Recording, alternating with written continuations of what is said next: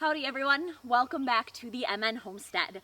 Today I want to introduce you to someone that is very, very special to me.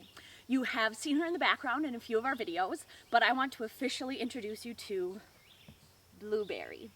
She goes by Berry. So Berry is my four-wheeler and she comes with me absolutely everywhere. I named her Blueberry because she's blue, but she's also my partner in crime when I am berry picking. We don't let people bring vehicles back on our land except for on one path that was here from the previous owners. So Berry does come with me here sometimes, but a lot of times I just walk as well. So she comes with me back here on the land. When I go back to some of the public lands to do berry picking there, she accompanies me everywhere, and she is particularly helpful when I am picking choke cherries because they are on big trees.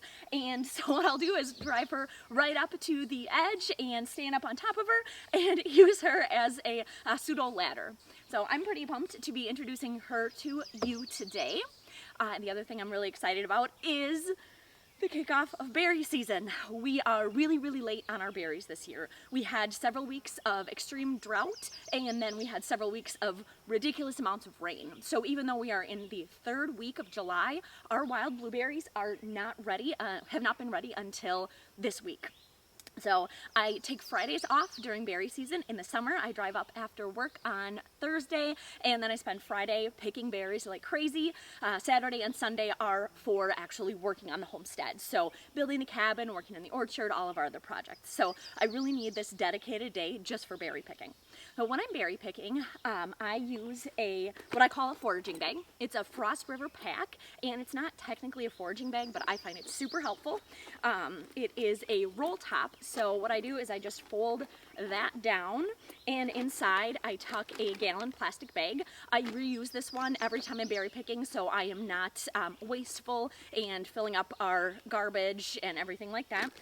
Easily washable. So I have this here on my hip, and as I pick, I just throw them in there. It's really nice. I do then bring a couple of Tupperwares because I spend a lot of time picking. I don't just pick 1 gallon bag and then head back. So I'll use that to then dump into those and then bring that back up to the cabin. So thank you for getting a chance to meet Berry here. I'm gonna hop over here to one of our largest wild blueberry patches and get picking. The thing about wild berries is that they are tiny and scattered all over the place. Growing up, we had cultivated blueberries and raspberries, and I could pick those like a fiend.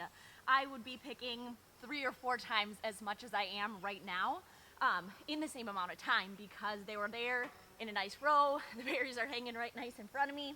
But there's something really fun about being out here in the quiet when I'm not talking, listening to the birds, the bumblebees, our honeybees, and all kinds of other fun things. You know, I've run into bear a couple of times out here. Never had to fight them for berries, but I've definitely seen them around. So that's really different than picking cultivated berries, but to me it is totally worth it.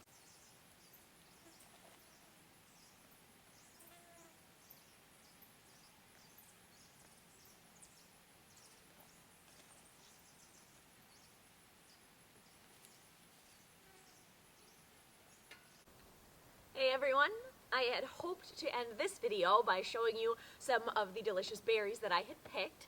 However, not long after I started picking yesterday, a huge storm came through. I am totally fine staying out and picking berries when there's a little or even quite a bit of rain, but yesterday we had hail and a lot of lightning and warnings for winds up to 80 miles an hour, where a tornado actually touched down a few towns away. So it was not something that I was going to stay out and pick berries in. So I'm going to head out for another fun day of wild berry picking, and I'd love if you tell me down in the comments below what some of your favorite things are to make with your wild or regular berries, and also what you'd like me to show on the channel. I'll definitely show some canning, but if there's anything else you'd like to see, I would really like to hear about it. So make sure you drop that in the comments. Don't forget to hit the subscribe button and then that little follow icon next to it to get notified every time we post a video.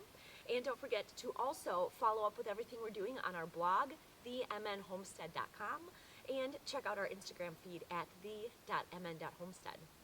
And we will see you next time up here at the homestead.